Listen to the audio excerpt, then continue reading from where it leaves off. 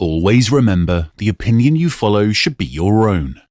Just consider the things stated here to be a second opinion from a complete stranger online. Welcome aboard, everybody out there in Listenerville. Happy Friday. Phil, good to see you. Back Good from seeing Overland you, Mike. Expo Pacific Northwest, I guess.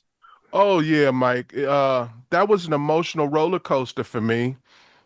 What seems to have been happening to me in the past year and a half to 2 years is I'm preparing to go to one of these Overland Expos, and I'm kind of down. I'm like, the industry is slowing up, tariffs, blah, blah, blah. And I go into it kind of thinking, yeah, this is going to be the worst expo ever. And then I get there, everybody's chipper, the parking lot and camping is full. And I talk to the people I know, and they give me the real numbers, and the numbers are bigger than ever. So I come in kind of pessimistic, and Yep. I leave out of there ready to do something. I leave energetic and positive for the future. I walked around the camping area, as you know, and I picked rig of camp. It was one of the most therapeutic things I could have done, Mike. Talking to people who just started or haven't gotten started yet, and just sapping them of their energy and using it for myself. The exuberance they have to travel, how much they're proud of their rig and they want to do things to it or the things that they've done to it. Did you see who I picked as the winner?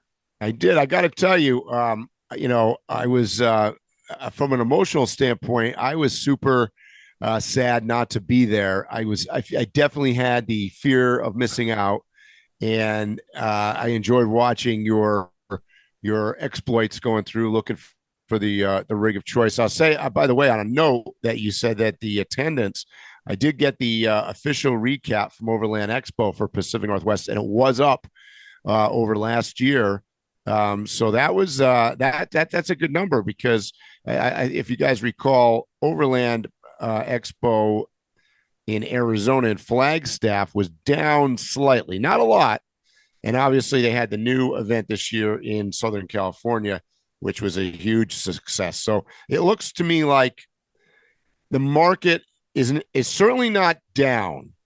Whether or not it's holding steady, we'll have to see for the rest of the year. But it's not down by any stretch of the imagination. So I did see who you picked. I enjoy the fact that you picked some people that are true overlanders in the sense that they are actually getting out and using their rig.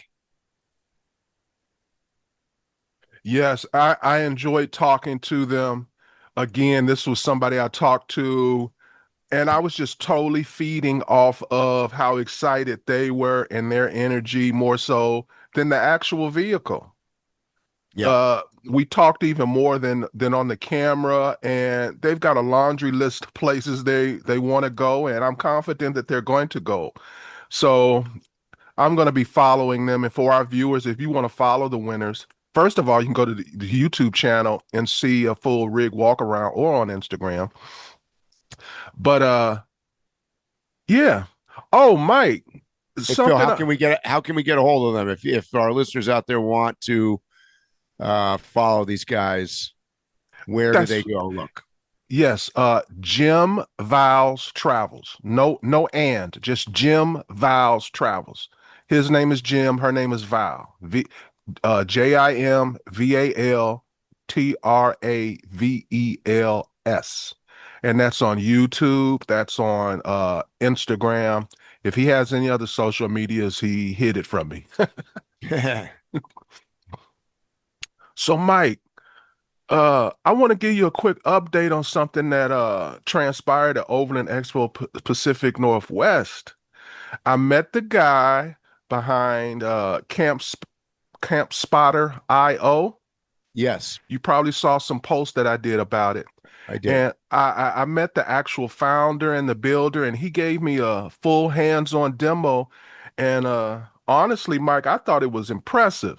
It gives every campsite a campability score. I don't know if that's a word he created or not, but it gives a campability score. So whether you're in a tent, whether you're in a rooftop tent, whether you're in a rig or RV or whatever you're doing, you can compare the sites instantly. It pulls in over 30 data points, weather, terrain, slope, down to a 90-foot interval. So you know exactly what you're getting into. And get this, Mike, they have a thing called condensation predictions. Have you ever heard of that? It tells you ahead of time if you're walking up to a damp sleeping bag. So that's the first for me. I never heard of that. And you also can compare multiple locations, say favorites, drop in GPS coordinates, and it works great on any device, phone, tablet, or desktop. And now the best part, Mike, he gave you and I both pro accounts, and he wants direct feedback from us about how we like the product, what we think could be done better to improve the product. And I look out for my listeners. For our listeners, head over to campspotter.io, use the code Waypoint Overland. That's one word, Waypoint Overland, and you'll get 2 free months of pro access. So, Mike, with all this packed into one clean platform, could this finally replace the messy mix of tools that we use piecing together for a trip? I know you haven't used it yet, but does it sound like they're moving in the right direction? So I'm going to give you a full disclosure here. I don't know a lot about this. Me either. However, I will tell you there's a couple things that I did notice about it. And I wanted to ask you, since you got to talk to the guy, is this, in your opinion, a potential future sort of kind of replacement for an app like iOverlander? I specifically asked that question. I didn't use iOverlander. I used another app in the question. Yep. But what he was saying is that the way that it's configured and is that a company like a iOverlander, they can contact them and it's something he does and they'll work together. You can actually include it into your iOverlander or it can be included into vice versa.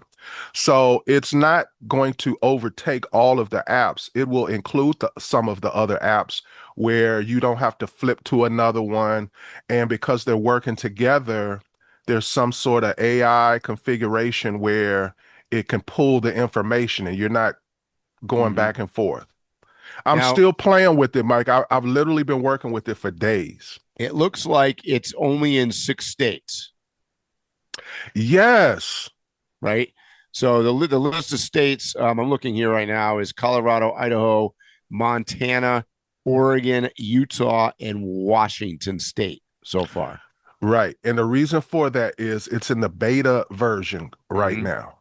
And all of the people who through our channel use the code and decide to use the Camp Spotter, you'll be part of that beta program if you want. So you will automatically have that ramp up period where you know how it works well before it's completely out, and you will have had some input in it. So usually we have some kind of complaint about every app we get. Here's your chance to, from the beginning, have your say, and you shouldn't have any complaints down the road. Yeah, and it's I'm going to call it a combination of. It's sort of like an app. It's sort of like the Weather Channel for camping.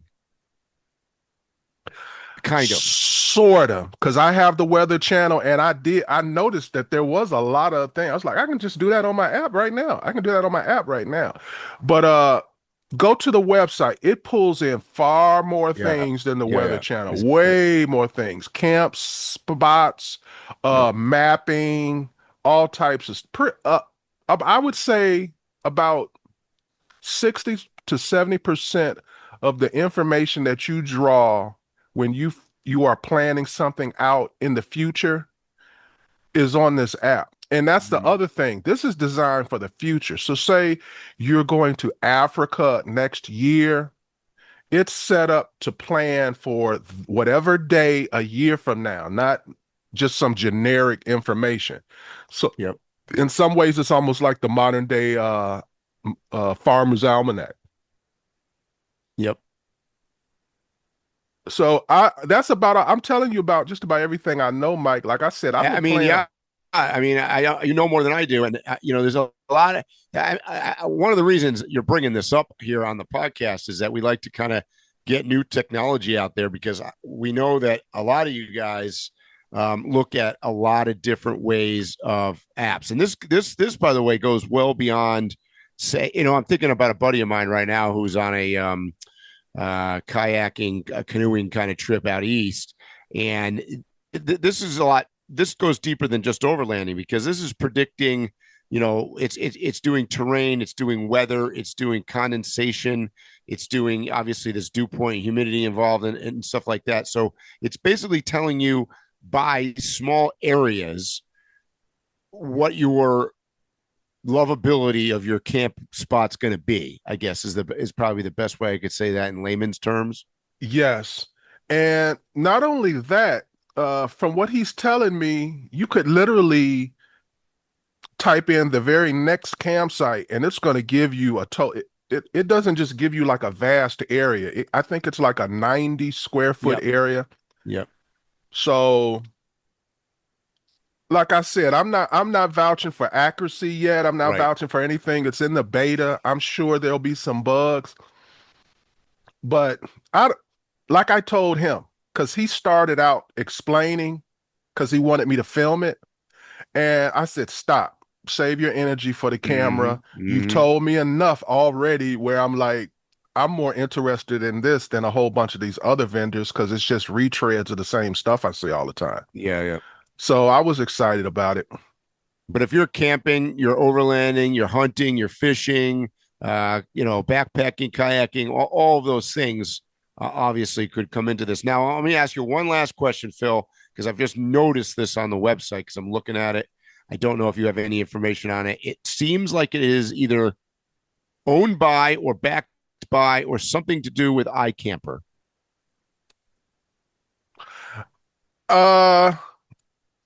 You could be right. I thought just says I thought that was by one the of following titans of the industry, iCamper. So I don't know if they I don't know what their support is. They may have just literally given them whatever kit it is so you have a back end of the on these apps, they have like a back end. I forget what they call them, but they're kits.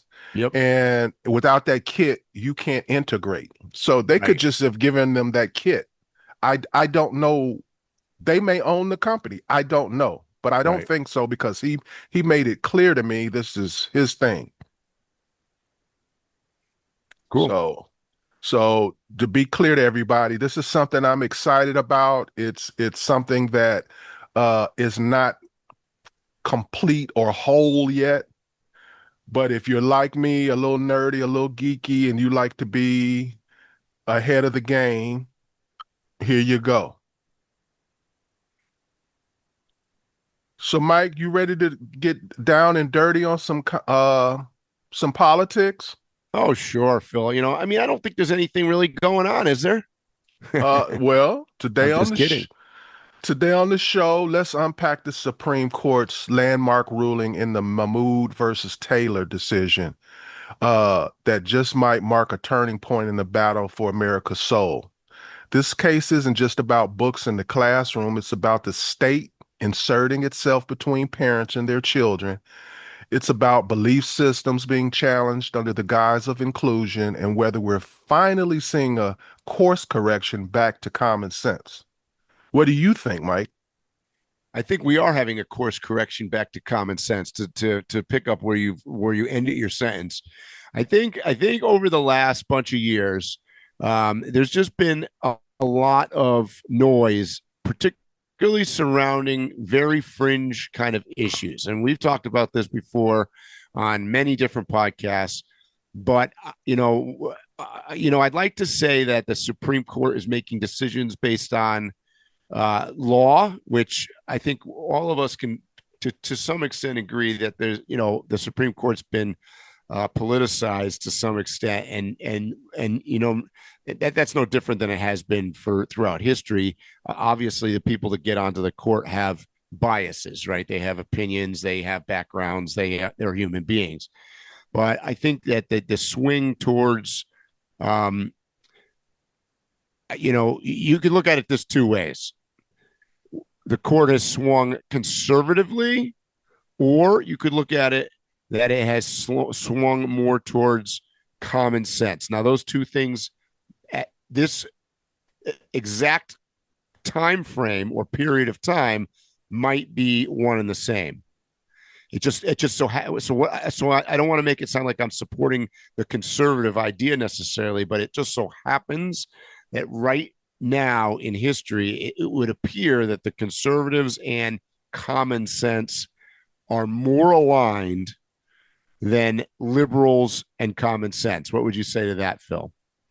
Not only would I say it's common sense, I think that the court had no choice if they were simply going by how American law works. I'm very close to this ruling. I grew up, I try to refrain from giving particulars about my growing up, but here we go. All right, here we go. I grew up, well, no, I'm not going to give that part of the information. I grew up in a religion that literally holds the record for most uses of a law called, can't think of the name of it. It was used for this. I got to look it up.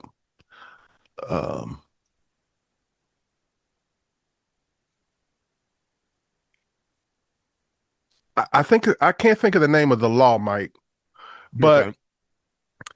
in the religion that I grew up in, they followed the Bible to the letter. And when I mean the letter, I mean to the letter.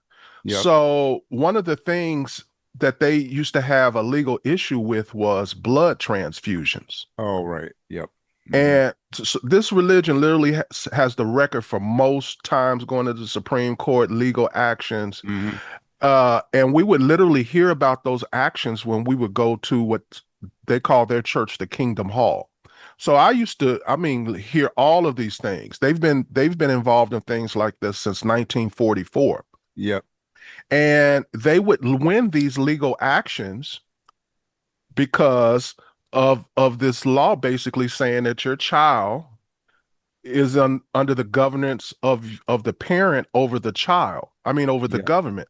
Mm-hmm. And that's the law. I can't believe I can't find the law, but it's a basic law. And in order for them to have not ruled this way, they would have had to overturn about 80 years of Supreme Court decisions. Yeah. Yeah. And I think that you see that to some extent in the movement in general. What we're seeing right now is that the decision-making authority is going back to more traditional roots, meaning it's going back to families, it's going back to local communities, it's going back towards the states. And obviously, I don't want to open up an entire can of worms here, but I'm gonna, because that's what we do on the podcast. My liberal friends like to say that this is the what do you call it? The 2025 agenda, right? Like this was all preordained before Trump got elected. And to some extent, they are running with that playbook. And I know you're going to bring this up, and I don't want to get into it immediately. We're going to talk about today. We're also going to talk about that Congress has now passed, and Donald Trump is signing the one big beautiful bill. But many parts of that have to do with putting the responsibilities back on communities and smaller organizations, states, people. And that's just a trend. And that, by the way, that was also preordained in the Project 2025 as well. It's because a lot of that big, beautiful bill is part of Project 2025, right, Phil? What do you think of that? Because the liberal people out there are arguing like this is the end of the world, because I told you so. They're like, I told you so. They're Project 2025. Told you they're going to do it. They're going to do it. So before I get into the details of answering your question, I want to pull back a second and say, if I said, okay, liberals, the ones who are actually in office, you go in and you write your own new bill. Mm-hmm. Totally autonomous to everyone else. You write it exactly how you want. And I guarantee you, I can read that bill and say those same exact statements about some things that are in that bill and say, this is from 2025 or some other thing. You can always draw contrasts and comparisons to things, whether it's real or not. Sure. So that's the first thing, is that in general, how are you going to write a bill with the intent of it just not being similar or have any ability to be compared to other things?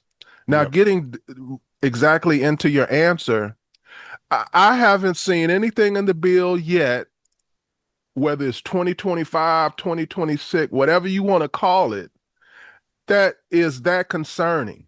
There are things that I have preferences about, but they're trying to frame it like it's a pre-Nazi thing, or this is the lead up to socialism, or like it's something really, really crazier than it is.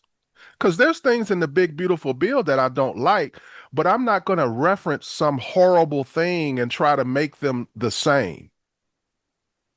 Am I making sense? So what you're totally making sense. I don't know how many of our listeners out there have actually paid a lot of attention to this bill, and I have spent a fair amount of time reading and studying and looking over it and listening and quite frankly, reading opinions that I've seen on various networks, ranging all the way from MSNBC to Newsmax. And other than the fact that it is Donald Trump's largest domestic policy bill of both of his terms, and if you don't like Donald Trump, obviously you've got to be against this regardless of what it says. Doesn't matter what it says, you just got to be against it, because that's how it works in politics. I don't really see a whole lot in this that is super radical or earth-shattering or changing anything that really is going on right now. There's some defining, and by the way, most of the stuff, particularly when it comes to the tax part of it, is really extending and making permanent things that are already in place. Some of the stuff is beneficial for various segments of the population. And I know if you're on the anti-Trump side, you're going to say that's for the wealthy. And if you're on the pro-Trump side, you're going to say that it's for the people. But I mean, obviously the truth lies somewhere. We got to stop. We got to stop that. That is flipped. That is flipped since the Obama era. All the rich, educated, haughty-taughty people are in the liberals now. Yeah, I know. That's the irony of the whole thing. Right? They need to quit trying to hold on to that stereotype that don't exist for them anymore. That's true. But there are things in this bill like death tax that's going to benefit everybody.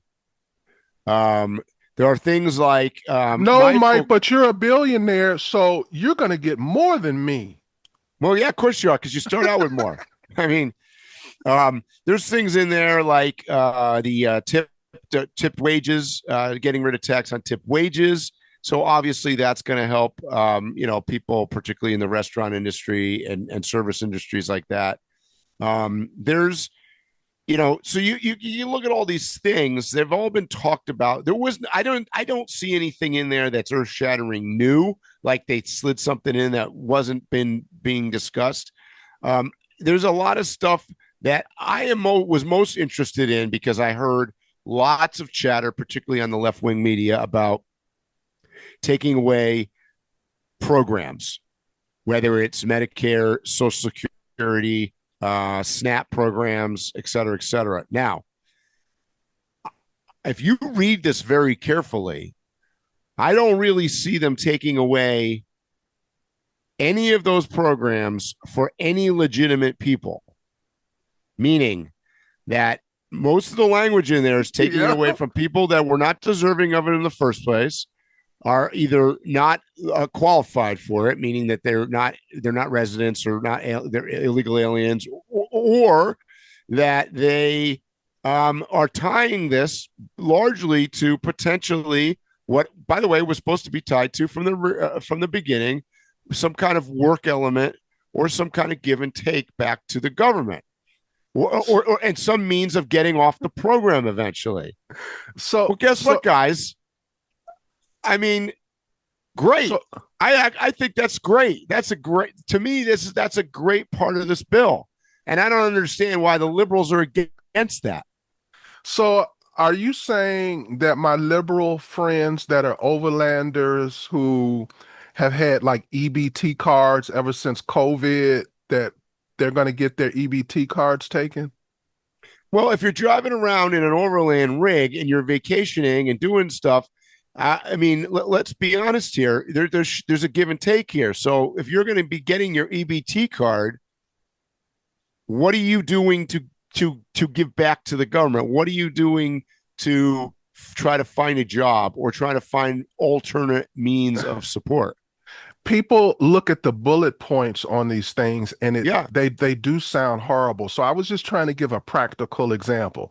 So that means that Sharon, who is paying $16 a month for her home, I forget the name of the program that allows them to do stuff like that. But for Sharon, who's got one child and is getting government assistance, is getting she's able to pay $16 a month for a house, but she's a hairdresser and she's making $100,000 a year doing hair under the table. She's going to have to actually now legitimize her business and report taxes, because she's not going to have these free benefits that she really shouldn't have ever had. Which, by the way, now she doesn't have to pay tax on her tips that she's making. Right. And I just want to give one more example, because if I don't, people who are not included will think I was picking on a particular demographic. That means some of the farmers that I personally know, who their business plan was never to harvest a crop, but was to get money off of the government. You mean you're going to actually have to get on that truck and get on that tractor and do some work for a change? Mm-hmm. That's what this means. It's not taken away from the person that needs it. Matter of fact, it is literally making it more guaranteed that the money will be there for them. Exactly. So that part of the, and then okay, so let's talk about the other side of this. So obviously, one of the, my view on this was that the people on both sides, and when I say sides, I mean the far left and the far right, are against this for different reasons. But the far right is against this because it's increasing deficit, right? It's increasing expenditure, although even that's questionable, because some of the tax breaks that you see in this, it's been widely reported that potential tax breaks may generate additional GDP, which could skew those numbers in general. So that's hard to say. I mean, one of the reasons why Donald Trump wanted this thing passed by July 4th was because they're so confident that people will actually see results of this, that come midterm elections, it won't be a negative. Because if you remember the last time they put this stuff through, which, by the way, people did see positive results, it was too late for the election, and it came like a year after. And by that time, people were like, "Oh shit! I guess they were right. This is helped me out." But I voted for the other guy because I was mad at him. So it's interesting, the timing of this. I agree. I agree. I believe he has been like on a timetable since a couple of months before he got into office. He's been on a timetable, and he was really trying to get everything done in the beginning at 100 days, and now it's before the midterm elections. I absolutely agree with what you just said. To use the line from Charlie Sheen, he's winning. It's all winning. Trump, I said this on the last podcast. Trump is winning by a huge margin. Like his success rate, and like I said, and I'm going to repeat it again for all of those out there that hate me. Come up with an idea or something to compete with him on, because right now, if I had to give him a grade on accomplishments to statements, he's an A plus. He's an A plus. His agenda has been achieved at such a high rate of success, and it's only getting, if anything, the slope is going up. Like it's getting even more successful. Mike, name another president who did what he's done. And I'm going to only just pick one thing. And I don't think there's ever been a president in the history of the United States who's done something this similar other than JFK.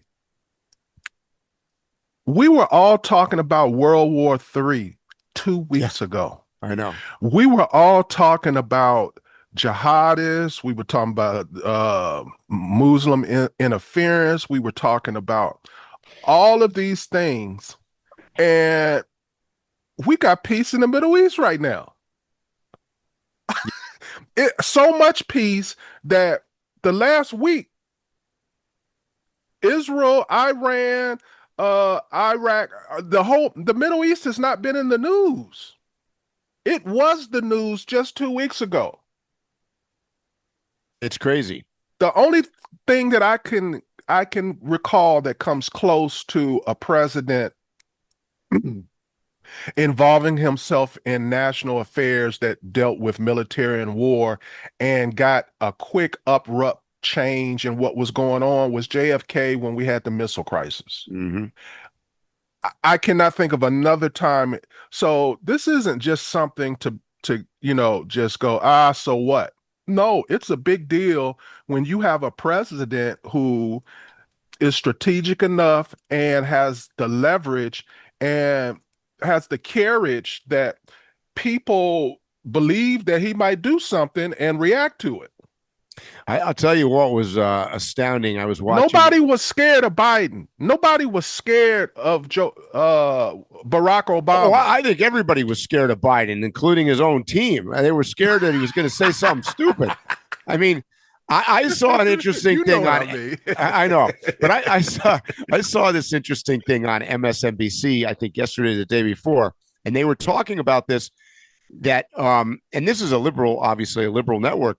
They had to admit that Trump's polling numbers internally inside of his own support base are higher than any prior president, going all the way back, including Reagan, at 6 months into office. Trump is polling so high. And the reason for that is it's like it or dislike it, action is occurring, and people like to see something happen. And it's such a polar opposite of, I think even the liberals and even Biden supporters would admit, particularly now, that there was no action going on at all.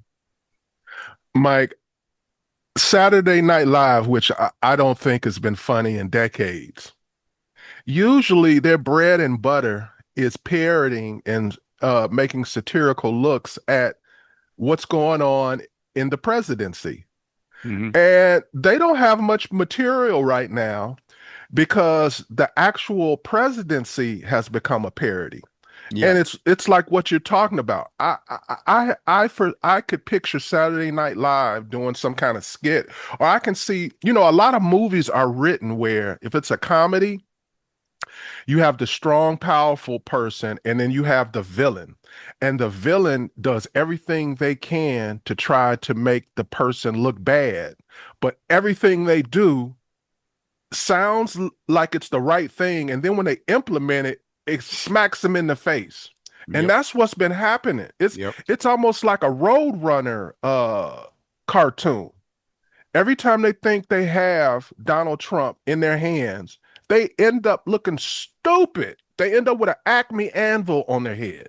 Yeah, and it's interesting because do our viewers know about Acme? I don't know. Do we have any old people out there listening to us, old people? It's funny. I was talking to a buddy of mine the other day, and one of the things that is both to Trump's advantage and he's a master at, and which I dislike from the standpoint is that our news cycle today is so short. Wow. It is just so short that it seems like if I bring up this and I don't know how many podcasts ago it was, I want to say maybe 3 or 4 ago, we were talking about riots in LA. That might as well have been 5 years ago. And then we were talking about Iran and Israel fighting and bunker busters, and that might as well have been 2 years ago now. The news cycle is so short, and Trump, from his days all the way going back to his books, going back to his show on TV, has been a master at controlling narrative, controlling media, controlling dialogue. And he's so good at it that even if he does something stupid or there's some negative thing in the news, he's smart enough to turn that around, and literally within 24 or 48 hours, he's suddenly a hero again. Everybody's forgotten. I mean, Elon Musk and his fight, that was before I was born. You know what I mean? Like, we're not even talking about that. Nobody gives a shit. Right? And these ups and downs that you're discussing, Mike, it keeps the general public's mind stimulated and attached to what's going on, which benefits Trump. It doesn't allow the media these large gaps in time to take a narrative and change it slowly but surely. He's keeping you so updated on things, and there's so many changes that make you want to interact and keep up. It's literally limited the media's effect against him, in my opinion. It totally has. I mean, like you in comparison, and I keep comparing him to Biden because I mean, that's I think one of the reasons that he's being so successful is that the candidate that the Democrats chose to be the president prior to Trump was so poor that it's made Trump's job that much easier. But, we were talking about when, in the final year of Biden, I don't know if that he had a press I don't think he had a press conference. He never talked to anybody. Trump might have 10, 12, 20 press conferences a day. Literally, he's walking around every time he gets on and off a helicopter, every time he walks in and out of the White House, every time he's on somebody's TV show. Whether he be talking, making comments on the golf course, making comments at NATO, he is so accessible that the press basically has to follow him around and run behind him because they don't dare take a day off. Like they can't even take 3 hours off because God forbid, who knows what could happen in just a short 3 hour span. Mike, I want to give it a insight on Trump that a cameraman can only give. And let me be clear, I've never done it on the level of being a cameraman on anything to do with a president. But I have been a cameraman for a news person who is at something for a person that's in office. Mm-hmm. And generally, there's a handful of questions already that we know ahead of time that are going to be asked.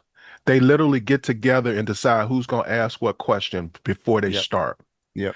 And then there'll be a time, depending upon where the venue is, where they walk off and then they decide to answer one more question. That is almost always staged. Yep. What I have seen from the outside looking in is something very unique about Trump. Trump really, for real, without any planning, gets stopped all the time in between press conferences where he's answered questions and stops and asks a question that sometimes is superfluous and sometimes it's a real poignant question that's asked. Right. And he'll just stop and just rant for 20 minutes about and the answer. My point is, I've never seen a president as engaging. Prior to this, I would have said Obama, but that's the reason I told you all of this backstory. Mm-hmm. Obama was one of those people that the impromptus were totally staged and planned. Yep. Now, I am not saying Trump doesn't do that too. Mm-hmm. I can give you a million instances of where he's done it. Mm-hmm. But I'm saying of the instances that are truly off the cuff, I've never seen anybody in politics do it as often and as well. I know everybody out there is going to hate me for this, but I actually think Trump and Obama, I'm glad you brought up Obama. I think Trump and Obama are very, very similar. I know everybody hates They touch the same buttons. They touch the same buttons, and they're both very, very quick-witted and come up with answers very quickly. And on top of that, they're sharp and they come up with they're funny. You know, Obama was known for that too. They're funny. They could you know, Trump was asked yesterday, the day before about you know, about deporting Elon Musk, which is it was a crazy question, of course. However, Trump is so quick. He's like, well, you know, maybe we'll have to look into that. And he just like runs with he doesn't even blink. And that reminds me a lot of Obama. Obama was very sharp with that too. People would ask him some cockamanian questions, and you know, they'd roll it off. They almost can give you a Saturday Night Live kind of answer, and they both have some comedic elements to them. And I think that that's probably one of Trump's successes right now is that he is very Obama-esque, in my opinion. They both carry themselves similarly. They have the ability. Everybody hates me now. They have the ability to be disarming. My father used to hammer it in my head when I was young that the ability of a powerful person to disarm, that's probably the most that's powerful thing. Yeah. When your enemy can disarm you. And Bill Maher said that when he met with Trump, and I think it would be the same thing for somebody on the other side that was meeting with Obama at the time. You hate the guy, you hate the guy, you hate the guy. You don't like anything he does. You know, you hate the guy, you hate the guy. Then you sit down and have a beer with the guy, and you're like, "Hi, he's kind of funny. He's like a normal human being." And I think that Obama and Trump are both really good at that. Mm-hmm. Yes, I agree. I think it's a skill that a leader must have if they want to reach the top tiers of anything. Yep. If they're an elite leader. And unfortunately, those are winners. So you can see, if you look at history, you could see, I could pick out, you know, candidates or successful people that are like that. And then you could pick out people that were not Farrakhan. like that. What's that? Farrakhan. Yeah, sure. He has a majority of America that don't dislike him. But he'll go on an interview and he'll have people in the audience agreeing with him and smiling. Yep. And you can see this. So it's kind of like, you know, it's interesting. But then on the polar opposite of that, this is why a Joe Biden or a Kamala Harris or, you know, some of these other people, Hillary Clinton. I mean, and I don't want to pound on the same point that I've been pounding on for the last year and a half. But, you know, if you're on the Democratic side and you want to replace Trump at the end of this 4 years, you best be coming up with a Obama style, Trump style candidate, because you cannot put up another Joe Biden or another Kamala Harris and expect that you're going to go anywhere with that. You're going to lose. Another thing that's comparable between the two, Trump and Obama, is I don't know. I don't know how to say that. Go on, Mike. I don't know how to say what I want to say about this. Well, I mean, I just want to go back to, Trump is in office because Biden was terrible. And I think America had struggled with Trump 1.0, and they elected Joe Biden, who was ultimately replaced by Kamala Harris, which is even worse. And I think collectively America went, oh man, we fucked up. And that's why Trump's back in office. Honestly, if you ask me in a one sentence thing why I think Trump won and why Trump's back in office, because I think America collectively said we fucked up. And by the way, that's not just the people that voted for Trump. Many of the people that voted for Joe Biden or ultimately for Kamala Harris, I think, feel the same way. Many of them probably aren't willing to admit this, but I have seen some admit this. Particularly like if you watch enough left-wing media, there's been plenty of people that are in left-wing circles that have admitted it, that they messed up. They messed up. They know they did. And they know, deep down, they know that they put Trump back in office. And it cost them, potentially it cost them the party forever. And I know that sounds like a crazy statement, but man, I think Trump has changed. I said this before. He has changed the office of president, and I think he's changed the American political system, certainly for the rest of you and I's life, Phil. We're never going to see what happened before. Another similarity between Barack Obama and Trump is that they've learned the age-old thing is what's the term where they say make it low enough for the goats or something like that? Oh yeah, yeah,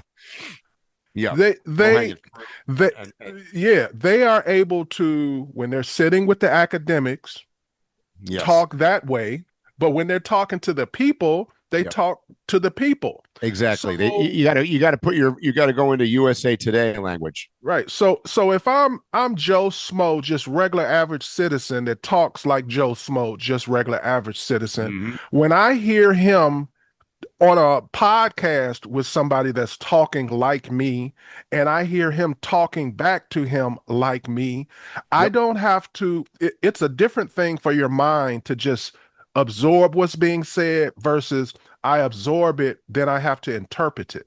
Yep. So I may be learned enough, I may be intelligent enough to hear the academic answer, but I'm constantly having these millisecond pauses, absorbing what they're saying, and it's not absorbed the same, if I made any sense. That's exactly right.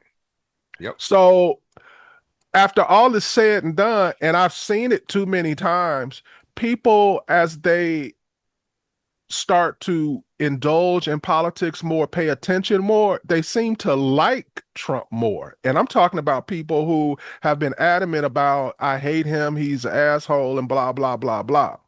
And that's why his number keeps going up. I go back to the Saturday Night Live thing again. I'll turn on CNN, and it looks like a Saturday Night Live parody, because they'll be talking about Trump, and then they'll go to that guy that goes to the screen that gives all the polls and the numbers, and he's excitedly, I'm surprised CNN hasn't fired him, because he be sounding exciting giving them numbers. He'll be like, his numbers are higher than ever, and when you go against Obama and Biden, I'm like, this guy has got to be from the right. Exactly. They're going to take him out. But, it's funny, not to bring up a past episode of our podcast, but, while we're talking about these smooth talking people that, I would argue that Zohran Mamdani in New York, we talked about him on the last podcast and one before. He also reminds me of Obama in many ways, because he's very well spoken. Okay. And even when he's put on the spot, so one of the things I would say he's better at this than even Obama and Trump, when he's asked questions like, How come you seem to support the Intifada and stuff like that are really edgy, direct questions that make him look bad, instead of being a typical politician where he doesn't he's not looking around, looking down, struggling with his answer. His comebacks are so quick. And by the way, I don't necessarily agree with him, but when he gives the answer, you're like, yeah, oh yeah, that makes sense. That really makes sense. Well, he has an advantage that they're really not analyzing. First of all, he's generally a zillion times smarter than the person asking the questions. Oh, for sure. It's just a zillion times. That's true. Yeah. Yeah. But usually the guy who's a zillion times more intelligent, his delivery is wrong. Yep. His rapper background and being with the people and in the streets, he's quick-witted. He can give you quick sound bites that answer the question or don't answer the question. Yep. So he has the advantage of being on both sides of the fence. Yes, and I feel like that and that's why I say he's similar to like a Trump, because he is controlling the narrative. He's controlling the media. He knows how to use the media to his advantage. Mm-hmm.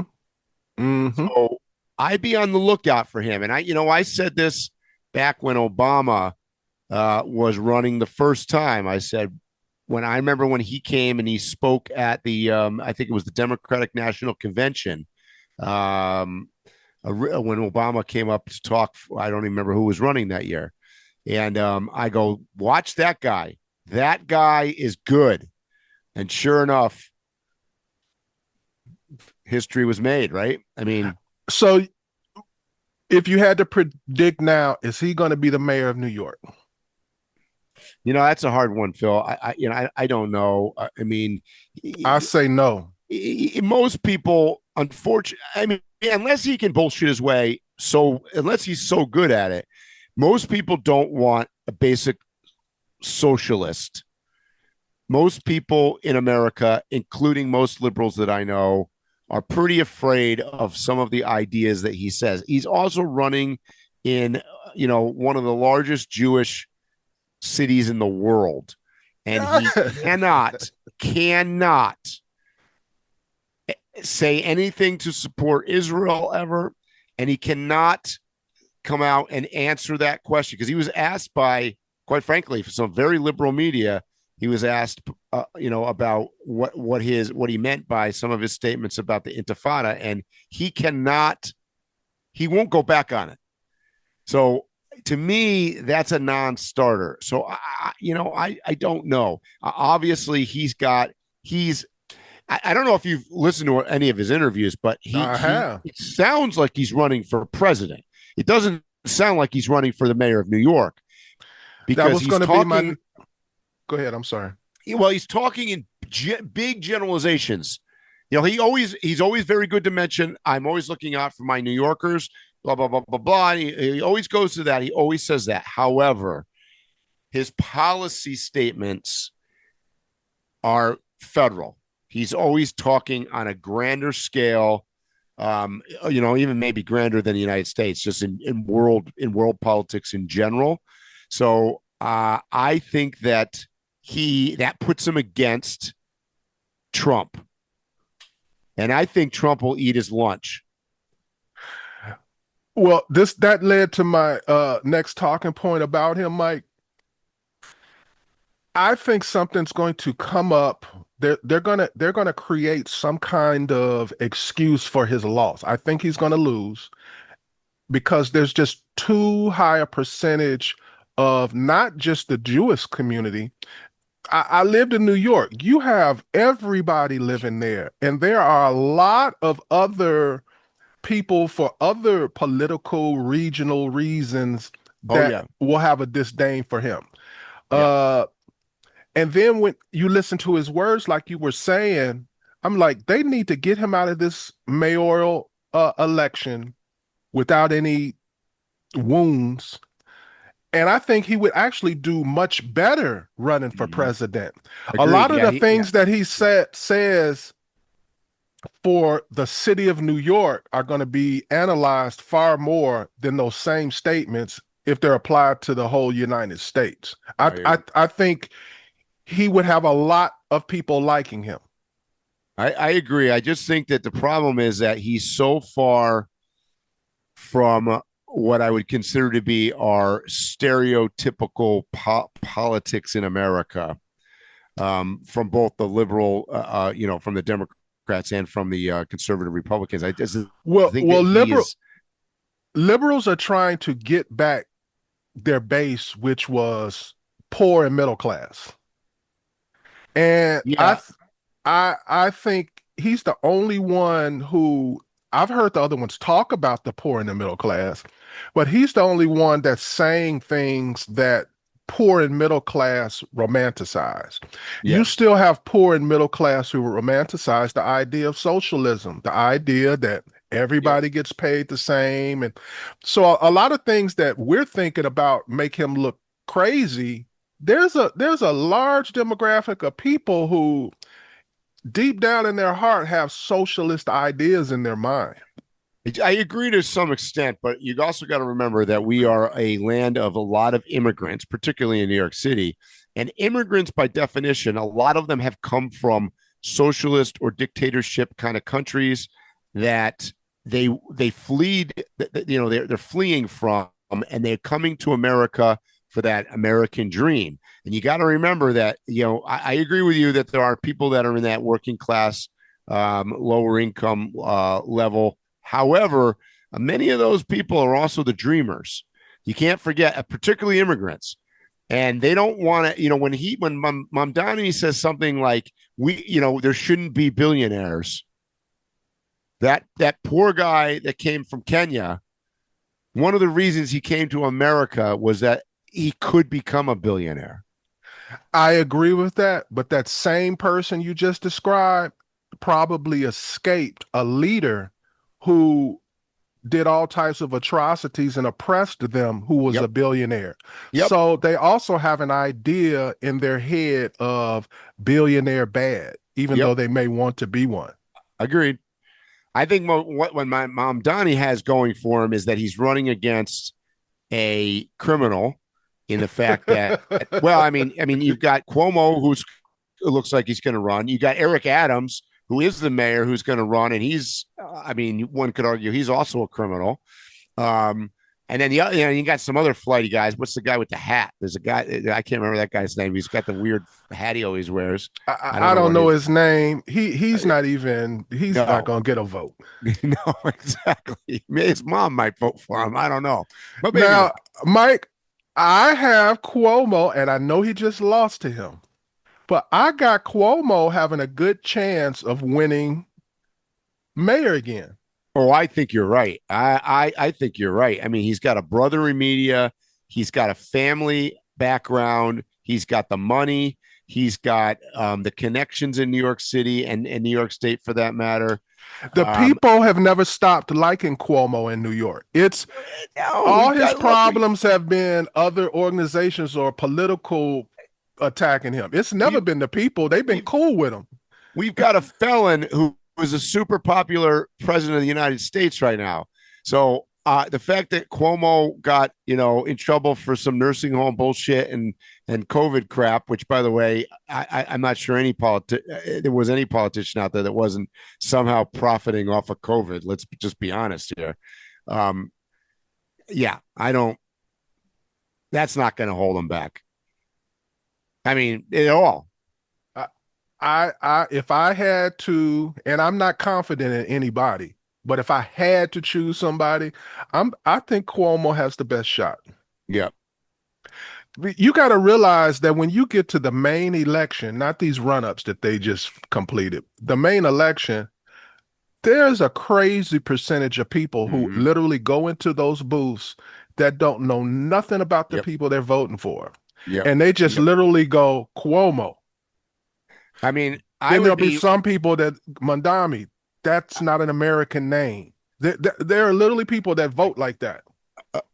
Agreed. And I think that part of this run-up thing was controlled at similarly to the way that they kind of got rid of Bernie Sanders in the Democratic Party. They kind of, the powers that be didn't want him to come back. And wanted Mamdani, I think, and that's the way it worked. But I don't think that's necessarily indicative of what's going to happen. Look, New York, I'd be remiss if I didn't bring this up on a podcast here. New York in general is struggling at some kind of level that the Southern District of New York. Now we're talking legal here. Are on witch hunts with everybody, okay? And this is indicative of a situation going on in New York. Who did they chase after first? Trump, right? With a bunch of charges that Trump committed. What did he get? What did he eventually get convicted of? With the bank, overinflating property, right? Which is, I think we can all agree that it was like a load of shit. I mean, if a bank agrees to something, right? I mean, what kills me is I have literally experienced the guy right on the other side of the desk offering, he was like, you might want to bump this number up. Exactly. Now, what's been in the news this week with the Southern District of New York? What other guy did they go after? Come on, we haven't talked about this on the podcast. I don't know who you're talking about, Mike. Yes, you do. New York. You got to come with it, bro. I don't know. Music. Oh.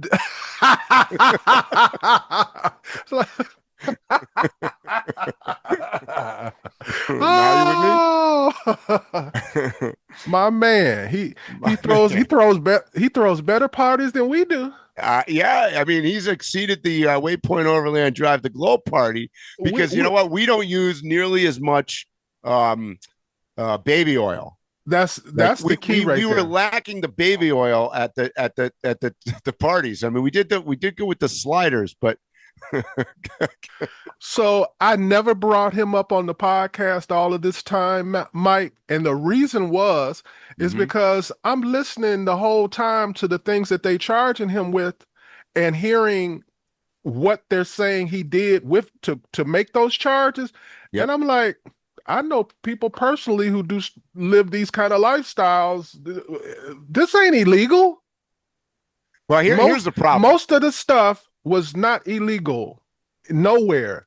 And the things that they had that were concrete were beyond the statute of limitations and had nothing to do with the trial. Like they had Cassidy come in and repeat, yeah, that videotape of him whooping me, that's me. He did it. Other than that, they didn't have nothing. They didn't really have nothing.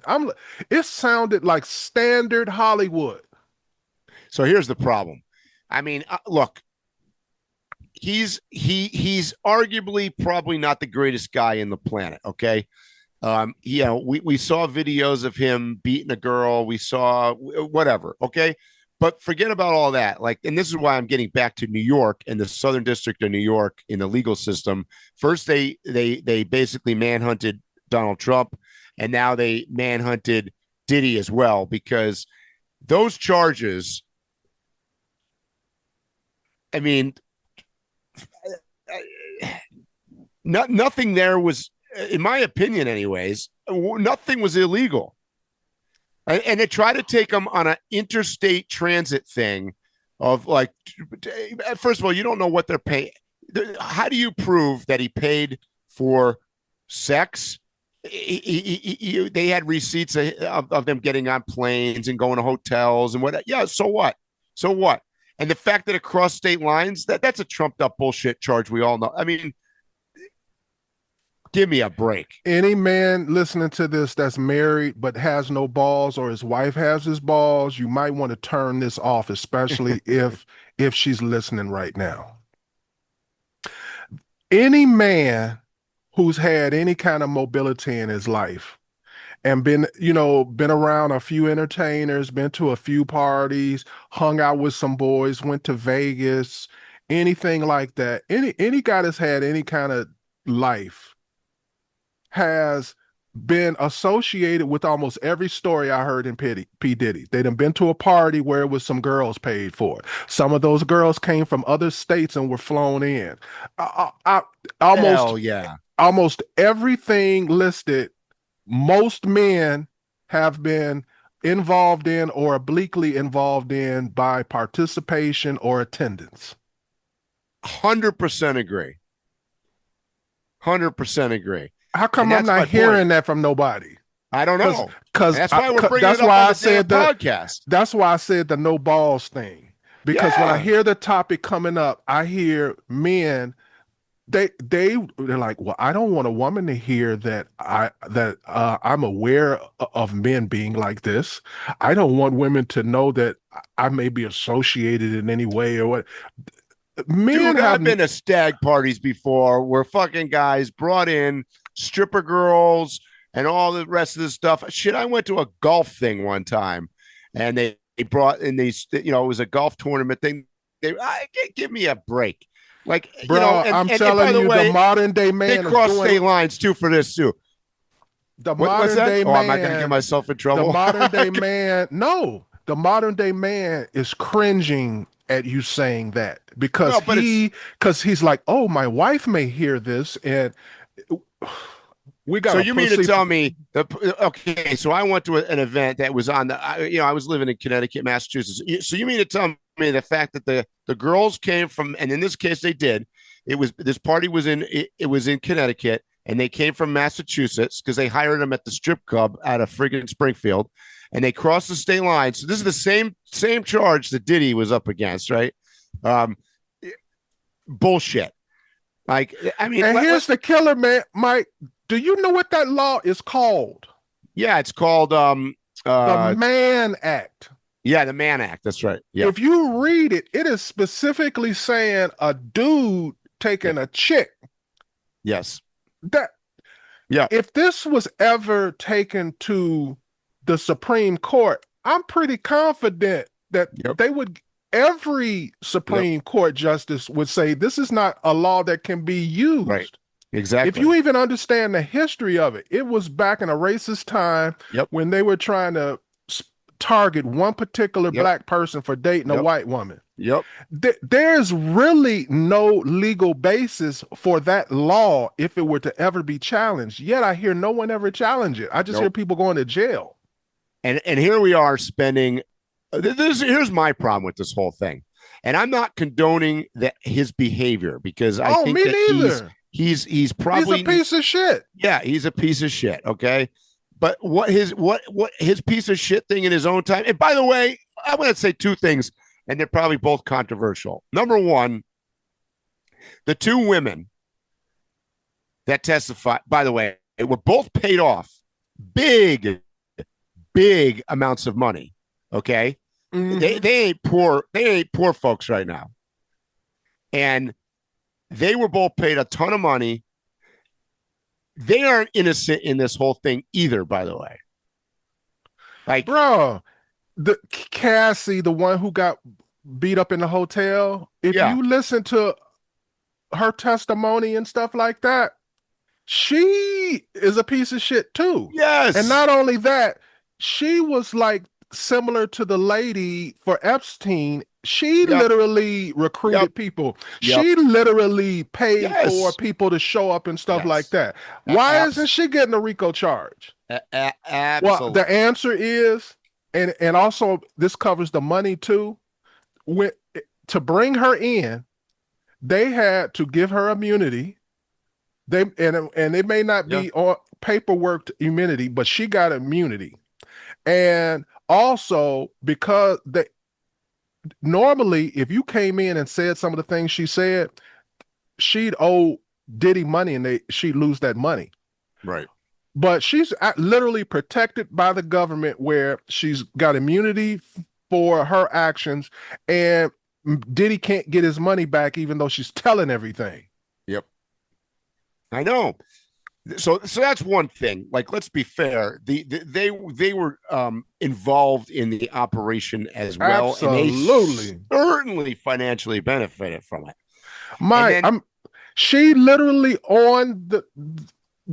In court, they asked her. There was a time where she was pregnant with the guy that she's married to currently.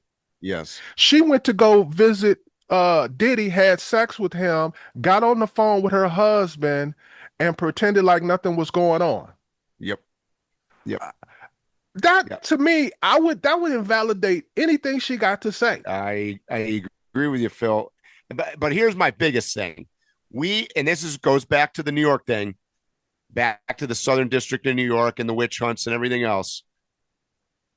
Do we not have anything better to do and spend our money on, our tax money on, than chasing this shit around? I mean, like, think about this. Mike, this is important. Ain't no party like a Diddy party.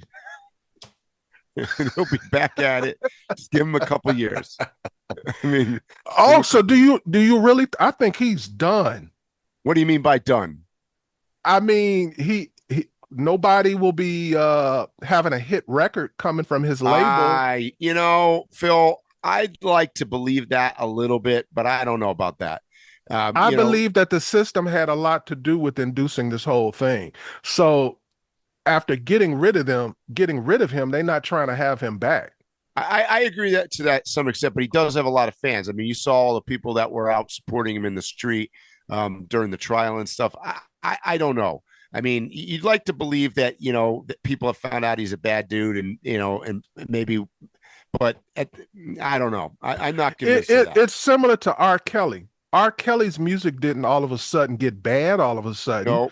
But you have people who will not play his music now simply understand, but I would argue R. Kelly's situation was way worse. I agree. Way worse. Is R. Kelly in jail right now? Yeah. So, Mike, okay. Something I never told you. I used to shoot ball with R. Kelly. I just call him Rob. We used to shoot ball almost every day at the health club, and then he used to rent another place. I forget the name of it, but it was where Michael Jordan would train. Okay. And he would rent the place, and all the guys that hoop in Chicago would show up. Yeah. And we would literally, well, I'm not going to say that part, but I know R. Kelly very well. Yeah. I've literally, before he made it, I've given him rides to events that he had to go to. He might need a ride now. Well, he should still have some money coming in from his records and stuff. Yeah, probably. Oh, I don't think he's poor. I don't know. Is he ever getting out of jail? I don't know. I haven't followed it. Me neither. Let's look that up while we're talking about it, because that's what we do on the podcast. R. Kelly. Let's see. He's